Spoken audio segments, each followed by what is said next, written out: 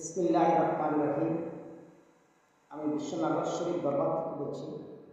আজকের বিষয় হলো দৈনন্দিন জীবনে আল্লাহর সাথে বান্দার কথোপকথন। ইয়া আল্লাহ, আমি বিতাড়িত মর্জিত শয়তান ও নফস শয়তানের কুপ্রতারণা হইতে বাঁচিয়া চিরমুক্তি লাভের জন্য আপনার আশ্রয় চাহিয়া পরম দয়াময় করুণাময় আপনার ইসমে জাতের পায়ে আরজ করিলাম।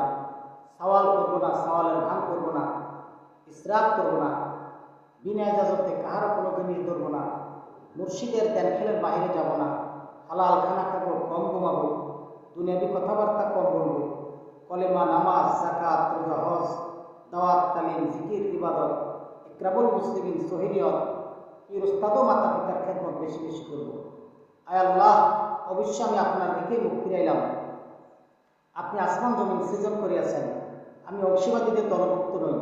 ইয়া আল্লাহ, আমি আপনারই গুণগান করিতেছি। আপনার নাম বরকতময়, আপনার গৌরবতী উৎসব, আপনি ছাড়া আর কেউ উপাস্য নাই। এবং আমি আরো সাক্ষ্য দিতেছি হযরত মুহাম্মদ সাল্লাল্লাহু আলাইহি ওয়াসাল্লাম আপনার প্রেরিত রাসূল। ইয়া আল্লাহ, সমস্ত প্রতিষ্ঠিত প্রশংসা আপনার জন্য। আপনি মহা জগৎসমূহের রব।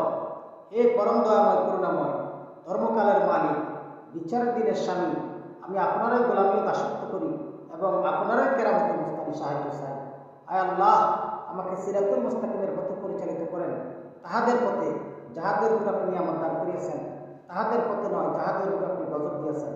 আয় আল্লাহ, আপনি এক, অদ্বিতীয়, একক, চিরস্থায়ী, চিরজীবী, স্বাধীন, নিরপেক্ষ।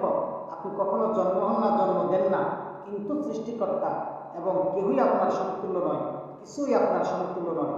ইয়া আল্লাহ, আপনি বড়, আপনি মহান, আপনি মহা পরাক্রমশালী। আপনি সব কিছু দেখেন, শুনেন এবং কবুল করেন। সকল প্রশংসা আপনার জন্য। আপনি সর্বোচ্চ, আপনি সর্বোচ্চ। আল্লাহুম্মা আমিন, আল্লাহুম্মা আমিন।